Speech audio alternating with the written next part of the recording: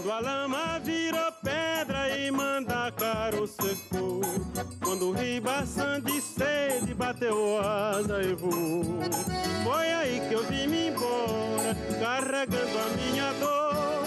Hoje eu mando um abraço pra ti, pequenina. Me conta um pouco de quem que é Camille Cabral, qual que é a sua história, de onde você vem? Eu sou brasileira, nasci na Paraíba, no sertão e na fronteira entre Paraíba e Pernambuco. Praticamente numa fazenda, não era cidade esse tempo. Então, se chamava Putira nesse tempo. Era uma denominação indígena que significava a flor, Putira em tupi, a flor. E depois foi rebatizada como Barra de São Miguel. Da Paraíba eu fiz os meus cursos elementares, ginásio, naquele tempo se chamava ginásio, depois o científico e o clássico. Então, como eu estudei em escola de alemão, de padres alemães, franciscanos, então eles misturavam o clássico com o científico. Significa que eu estudei línguas e ao mesmo tempo física e química. A medicina eu comecei o cursinho na Paraíba, que naquele tempo tinha que fazer cursinho preparatório para o vestibular, e tinha duas universidades, a Universidade da Paraíba, João Pessoa, e a Universidade de Pernambuco, as Ciências Médicas, que era uma faculdade nova, privada, mas eu escolhi a de Pernambuco, porque Pernambuco tinha mais peso assim de formação. Qual foi o período que você fez esses estudos? O ano, a data, meu Deus. E agora, eu vou te dizer que foi nos anos 60, dos anos 60. Eu me lembro quando eu entrei no cursinho,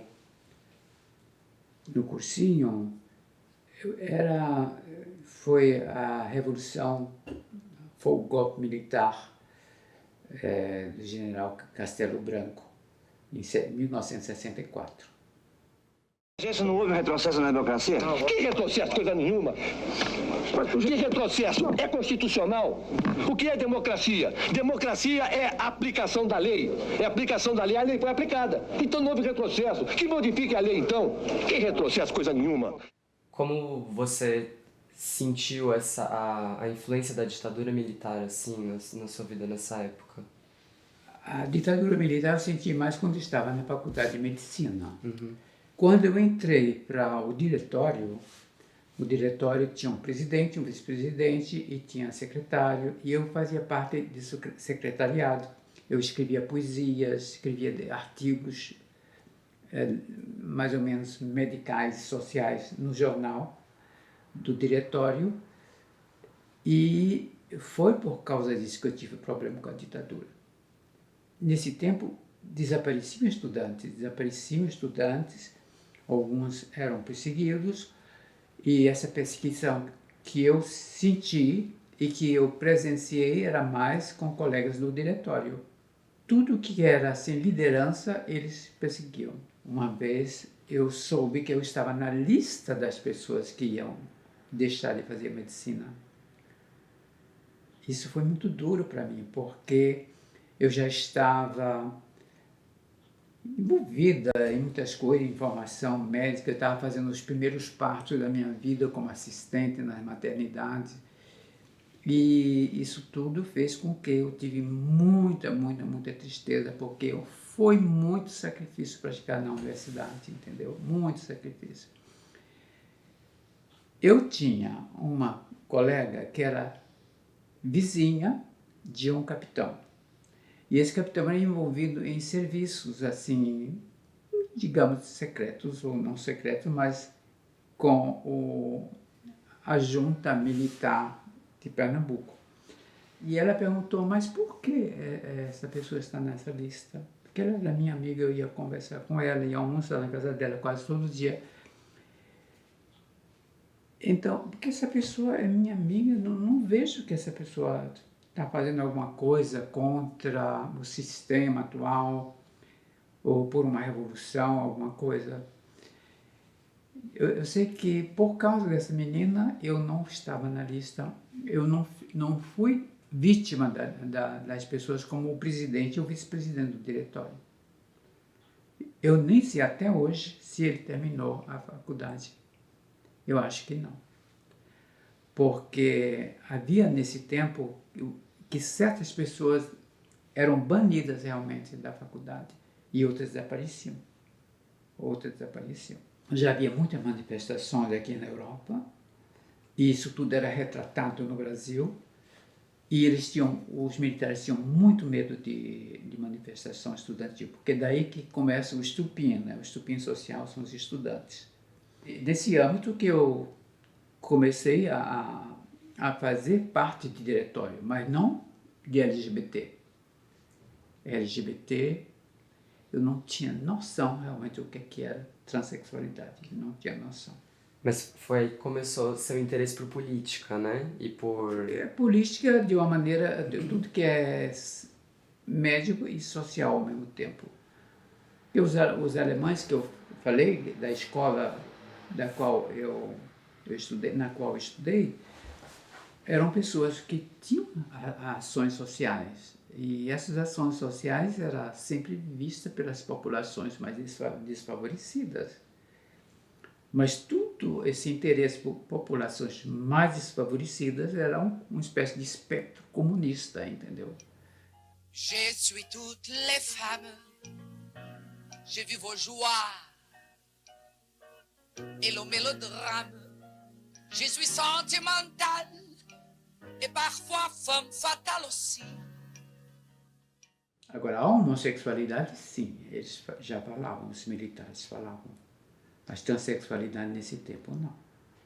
Em Recife, em 64, não. Em Recife, em 64, tinha uma transexual, travesti, que a gente falava nesse tempo, que se chama Lolita.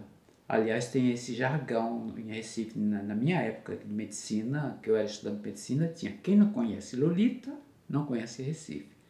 Lolita era uma pessoa vinda de uma população desfavorecida e que era uma lutadora guerreira de sobrevivência social, porque era perseguida por ser, ela deixava os cabelos crescer, ela se defendia muito bem em questão, ela vivia na noite de Recife, junto com a malandragem, então ela tinha que se defender. O pessoal, ela fazia medo ao pessoal, porque ela vivia com navalha para se defender. E ninguém a usava, humilhá-la socialmente, insultá-la socialmente. Isso eu vi como se estudante. Uma vez eu estava em Recife, eu a vi passando, e eu via também os comentários. Olha, cuidado, não mexe com ela, porque ela, para cortar alguém, não custa 1 minuto. Então, essa realmente foi a primeira visão de imagem e de assunto sobre a transexualidade. Entendeu? Outra que foi nesse tempo da ditadura foi a vinda de Legal, que era um grupo com a Valéria, a Rogéria, e que veio a Recife. Essa revolução do Stonewall Inn, que houve em Nova York, naquela noite onde, na boate Stonewall, a Silvia Rivera, que por acaso eu conheci depois, vim conhecer depois já no mundo da luta transexual, a Silvia Rivera, então, foi praticamente a pessoa que fundou o movimento, ou pelo menos o grito que ela deu na boate, basta, isso basta, em francês é ça suffit desse nome, e pronto, Ela falou isso e eu só para dizer, talvez o pessoal para compreender, quem não entende, que não ouviu falar desse começo das comemorações das paradas gays, foi aí que deu as comemorações das paradas gays. Isso foi em 69. Foi em 69. Mas legal, e Dixie Croquette já existia no Brasil. Entendeu? Que o Brasil não foi assim depois dos Estados Unidos, foi praticamente paralelo, contemporâneo mesmo, de uma maneira muito tropical, muito diferente. Sem ter essa teoria política muito, digamos, artificial, a vida delas próprias era realmente um manifesto político. Minha terra tem palmeiras, onde canta o sabiá. As aves que aqui gorjeiam, não gorjeiam como lá. Nosso céu tem mais estrelas, nossas várzeas têm mais flores, nossos bosques têm mais vida, nossa vida mais amores. Eu fui para São Paulo e descobri essa cidade linda, que até hoje eu sou apaixonado por São Paulo, eu adoro São Paulo. E eu gostei mais de São Paulo do que Recife. Porque São Paulo tinha mais liberdade, a gente já aprendia certas coisas que nunca tinha ouvido falar. A gente fazia amizades afetivas muito mais fácil do que no Nordeste, entendeu? E tudo isso faz com que a gente comece a amar uma cidade. São Paulo eu achei lindo. Eu nunca tinha saído praticamente do Nordeste. E quando cheguei em São Paulo, o sotaque do paulista, para mim, era uma língua estrangeira quase. Em que ano que você veio para São Paulo? Que você Eu fui para São Paulo, eu acho que foi em 71. Qual área você exerceu sua profissão? A área que eu comecei a me interessar foi a área de dermatologia. Mas não ganhava como dermatologista porque não abri meu consultório. Nesse tempo tinha muitas fábricas, e tinha uma espécie de dispositivos medicais, de seguro médicos, de assistência médica, móveis que iam exercer dentro das fábricas. E eu fui trabalhar numa dessas fábricas como médica do trabalho. Era uma medicina bem social. A gente trabalhava com os operários. E como que se deu a vinda para a Europa? Olha, a vinda para a Europa, como eu sempre gostei da cultura alemã, visto a minha passagem no colégio alemão, na Paraíba, eu me propus para pedir uma bolsa ao Senado alemão. Sabendo que nesse tempo a Alemanha ainda estava dividida. Era a Alemanha do leste e a Alemanha do oeste. E o Senado de Berlim me acordou essa bolsa. Eu respondi que estava muito contente e, ao mesmo tempo, já tinha escrito também para a França, para o serviço de dermatologia. E quando eu cheguei na Alemanha com essa minha amiga, que ela me acompanhou, tudo isso, a gente teve que fazer eu, pelo menos, tive que fazer uma grande escolha. Porque eu poderia ficar na França e poderia ficar em Berlim. E, então, voltei para Paris, fiquei no Hospital São Luís, que é o centro de dermatologia na Europa, e meu professor viu que eu era uma pessoa realmente que tinha um tratamento humano para as pessoas que eram completamente dissociadas, entendeu? E ele me convidou para ficar. Ele me ofereceu essa possibilidade de pedir uma bolsa no colégio de medicina.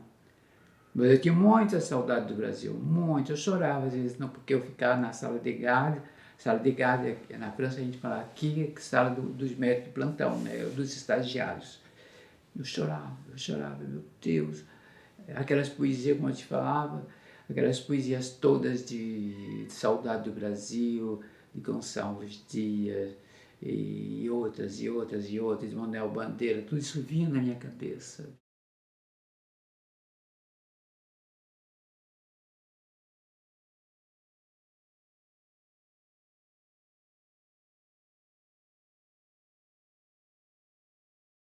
Então chegou o fim do estágio, foi o começo da epidemia do SIDA, que isso daí foi uma espécie assim de bomba geradora de ações. Havia já a população gay, homossexual, já começou a ser atingida, e muitos morriam, e começou a ser como uma leva realmente de mortalidade estonteante. Quando eu estava no Hospital São Luís, eu ia trabalhar no Centro de Doenças Venéreas, que naquele tempo eram doenças venéreas. Se chamava aqui dispensário, que eram aqueles centros de doenças venéreas, como existe no Brasil, né? E que hoje são completamente diferentes, mudaram até o nome, é Centro de Doenças Infecciosas Sexualmente Transmissíveis, IST. Entre um paciente e outro, eu vi uma carta de visita que alguém deixou lá, uma associação deixou lá, uma associação que chama-se AIDE, A-I-D-E, que em francês, pelo menos, é ajuda, apoio. E essa é a primeira associação que surgiu para lutar contra o SIDA. Quem foi que fundou foi um amigo nosso, o Daniel Defer. O Daniel Defer, ele faleceu o ano passado. Ele criou, de fato, essa estrutura que se chama ED, porque o amigo dele, o parceiro dele, é uma pessoa muito importante no mundo sociológico, era Michel Foucault. Sim, Michel Foucault faleceu, eles viviam juntos, então disse assim, não, eu tenho que fazer alguma coisa, porque esse pessoal, eu vejo o sofrimento do meu companheiro, vou fazer também para que os próximos, ou aqueles também que são infectados com essa doença, tenham pelo menos assim um alento, uma estrutura para onde recorrer, tudo isso. Porque naquele tempo não existiam moléculas, as moléculas, remédios apropriados.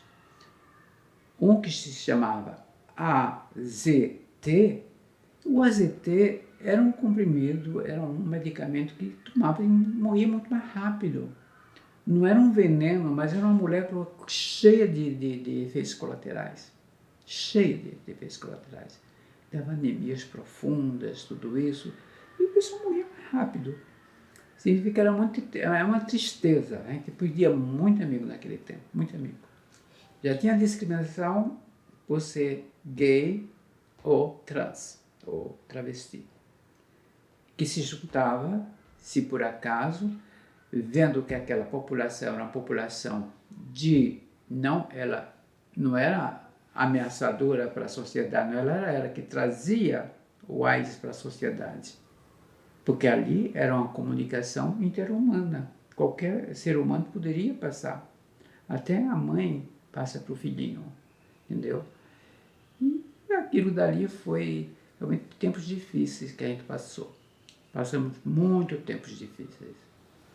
Eu me lembro que no Hospital São Luís eu tinha um relacionamento muito gostoso com as enfermeiras, com as assistentes sociais. E quando essa doença chegou, eu senti uma esfriada. O pessoal esfriou comigo.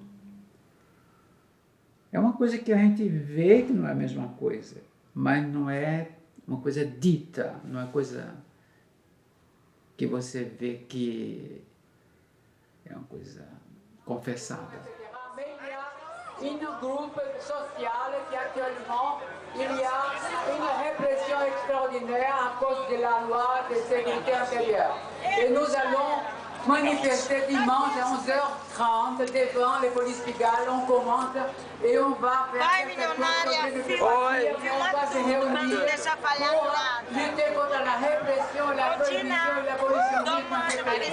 Il faut que ce pays soit un pays de liberté et pas un pays de répression.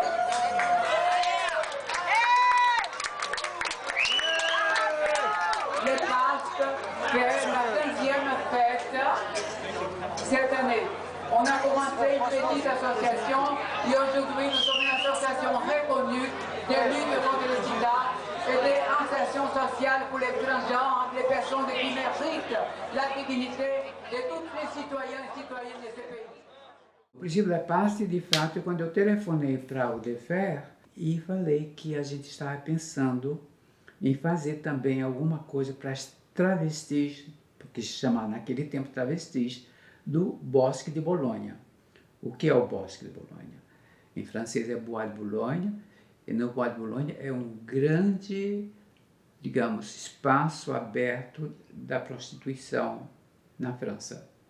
E muito conhecido internacionalmente. Nos anos 80, 90, os turistas sempre vinham também ver o Bois de Boulogne, porque se tornou um lugar muito curioso, que as brasileiras revolucionaram a visibilidade do trabalho sexual, com a exuberância.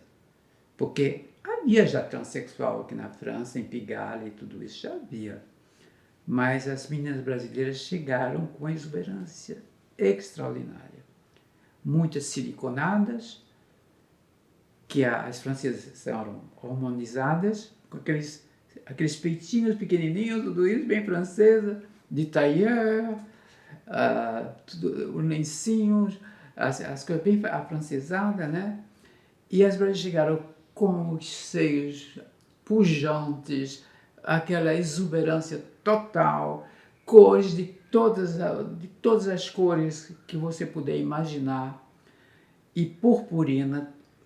Aquilo na noite com o reflexo dos carros era muito lindo, era um espetáculo vivo. E esse período foi também justamente o auge da migração, né, das travestis brasileiras para a Europa. Precisamente.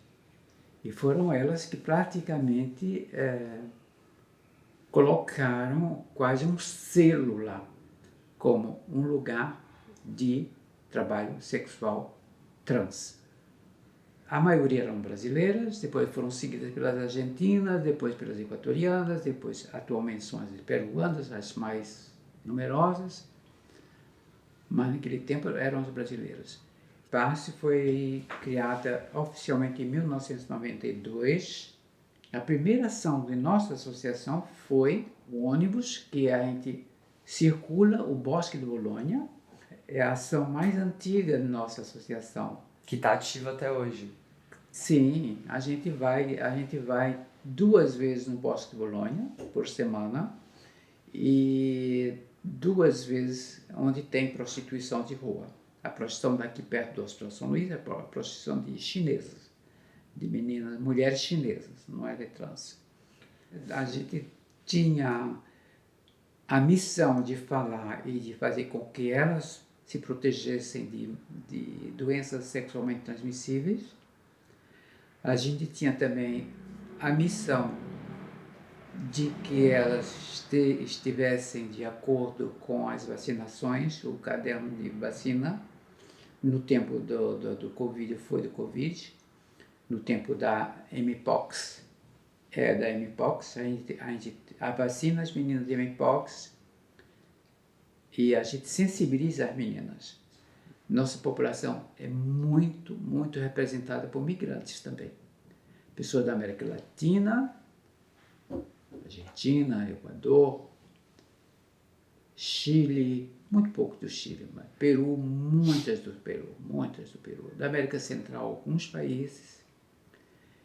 E tem da África, do Maghreb, Tunísia, Marrocos, Argélia e algumas da Europa, portuguesas, Itália muito pouco, e faz com que a gente teve que estabelecer a possibilidade desse pessoal ter um endereço administrativo, porque muitas não têm dinheiro para alugar um apartamento. E a gente, dando essa possibilidade de elas terem um endereço administrativo, faz com que elas possam fazer formalidades em questão de saúde, em questão de tratamentos, em questão de ver uma psicóloga, ver um endocrinologista. Por exemplo, a gente tem uma permanência uma vez por semana, pelo menos uma vez por semana, para abrir os direitos das meninas migrantes que não são documentadas, que não têm documentos franceses, para ter a cobertura social, especialmente da saúde. E a associação em si, ela funciona com que dinheiro? Assim? É dinheiro público? É dinheiro de iniciativa privada? Como que é? Os dois, especialmente dinheiro público, o dinheiro público dos ministérios. E a gente tem 11 salariados, cada uma tem uma missão, tem uma diretora, tem as meninas da mediação com os médicos, as enfermeiras, com os hospitais. Tem uma que também que é com as meninas que são em cárceres, nas prisões. Isso é muito importante, porque a única associação que vai ver as meninas transexuais somos nós. Que vocês auxiliam o quê? Juridicamente? Não, a gente auxilia com a visita, né? Com a visita na prisão mesmo. A gente vai vê-las, quer dizer, especialmente a menina que é responsável dessa ação, que é a Jenny, ela é argentina. Ela vai ver as meninas toda semana. Por exemplo, quando a menina está completamente desnorteada na prisão, quer contratar a família, ela dá o número da mãe, número do pai, número do irmão. A gente liga, fala que fulano de tal está detida aqui na França e que a gente pode ser a mediadora entre a família e ela, que já isso é uma grande coisa, quebrar esse isolamento, entendeu? Sim. É uma grande coisa. Quais são as maiores dificuldades atualmente, né, que vocês enfrentam dentro da associação?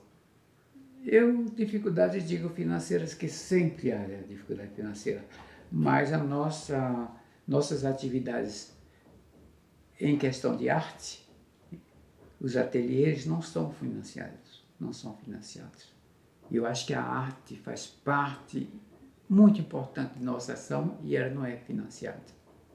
Tem aulas de francês, dada por um rapaz francês, um rapaz brasileiro, que fez mestrado aqui de língua francesa. E temos também o transporte também, a gente dá a carta de transporte, facilita dar a carta de transporte. A gente dá os preservativos, dá os lubrificantes. No tempo do Covid a gente distribuía muito comida, porque o pessoal estava na mal, sem poder trabalhar, mesmo sexualmente, eles não podiam trabalhar.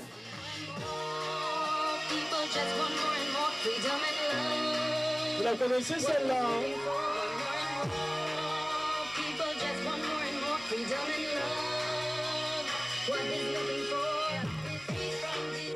Essa foi a primeira saída da nossa associação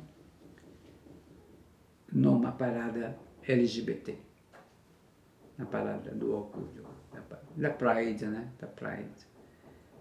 Então, foi a nossa associação, por acaso. Aqui tem meninas que trabalharam com a gente, acho que foi em 97. E nessa época já tinha bastante representatividade de movimento trans dentro da Pride? A gente foi uma das pioneiras. Tinha trans individual, mas como coletivo não.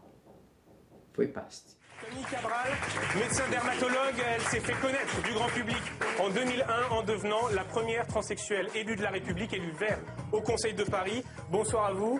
Vous avez fondé le groupe de prévention et d'action pour la santé et le travail des transsexuels. Você foi a primeira vereadora eleita, né, da República Francesa, trans. E me conta se quando você estava lá, você sente que você conseguiu atuar, assim. A nossa associação era muito conhecida por ser a primeira, por ser pioneira e por fazer algo de terreno, algo muito concreto. E conhecida também por partidos políticos. Então o Partido Verde, Ecologia, bateu na nossa porta. Bateu na nossa porta e me convidou para fazer parte de certas discussões de temas sociopolíticos, incluindo a prostituição geral. Eu aceitei. Houve também uma abertura do partido para me dar apoio até certo ponto, para eu me candidatar como vereadora no 17º arrondissement de Paris, e eu aceitei. E fui eleita. Ele só me apoiou por um interesse próprio. Quer dizer, o partido estava interessado em incluir populações excluídas. Isso para o partido também era uma visibilidade. Mas depois eu vim descobrir, descobri com pensamentos, com análise, com meditação. E eu disse, tá bom. Mas se você me pergunta se eu estou contente, aquilo sim, contente de ter sido eleita, sim, porque é algo de bonito uma pessoa ser eleita pelo povo. Mas te dizer que eu não estou decepcionada, eu estou decepcionada, porque a política não é aquilo que eu pensava, não.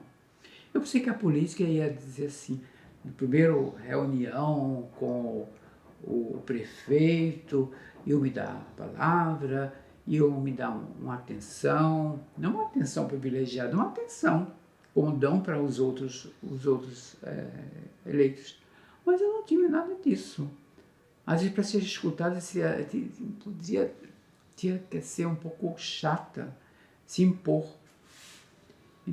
E quando havia abertura para a candidatura de deputada, sempre me colocava em listas, em lugares que eu nunca poderia ser eleita pelos cálculos. Nunca.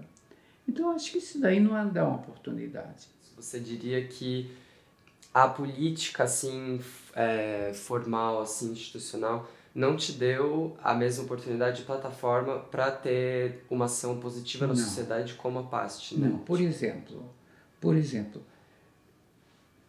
cada prefeito de arrondissement tem os seus adjoints, os seus assistentes.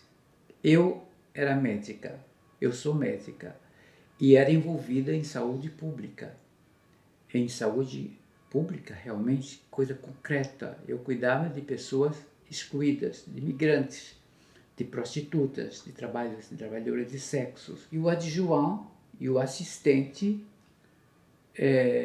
de assuntos medicais e sanitários escolheram uma pessoa que não sabia de nada dessas coisas. E eu fui candidata, o prefeito não me apoiou. Porque o prefeito, isso tudo é politicagem, porque o prefeito não era do Partido Ecologista. Muito nepotismo. É a namoradinha, é a amiguinha, porque conhece o pai, conhece a mãe. Tinha muito nepotismo que eu vi. Então, eu disse que não era aquilo que eu estava pensando. C'est grâce à l'association Les Amis du Patchwork des Noms qui sont venus nous rencontrer il y a maintenant plus d'1 an pour justement créer le premier patchwork pour les personnes trans qui sont décédées du VIH. Donc il y a eu plusieurs ateliers, plusieurs cris, plusieurs rires, plusieurs larmes même, mais ça a abouti à un patchwork qui est magnifique, c'est un très grand patchwork, peut-être le plus beau patchwork. Et j'espère que c'est le premier patchwork d'une longue série qui visibilise cette communauté qui est trop invisible. Olha, eu fiz uma boa parte já do que deveria ter feito. Era preparar uma espécie de sucessão de toda a minha experiência.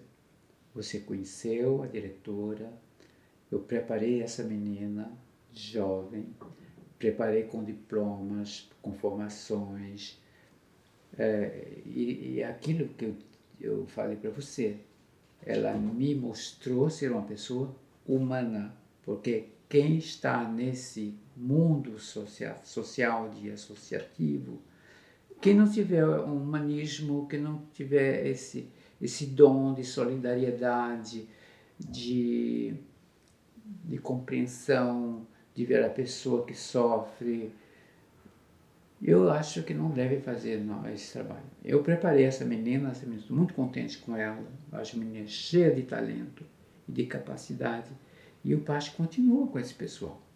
É um pessoal jovem, um pessoal inteligente, e eu dou fé nessas meninas, dou fé nelas. Entendeu? Eu preparei praticamente tudo. Saber falar com políticos, saber falar com os administradores. E às vezes eu penso, meu Deus, eles estão fazendo melhor do que eu.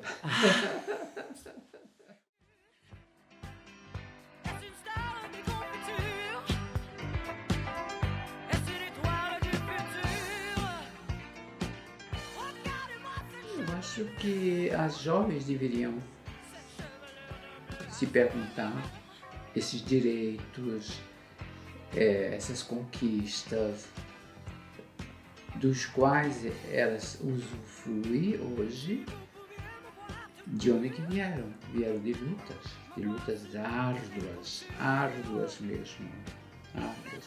Tem que se escrever, tem que se fazer documentários, porque senão a memória, quem vai contar a história? Não é que seja um documentário para contar o que houve, o que está havendo, e pronto, e levar a luta em frente, entendeu?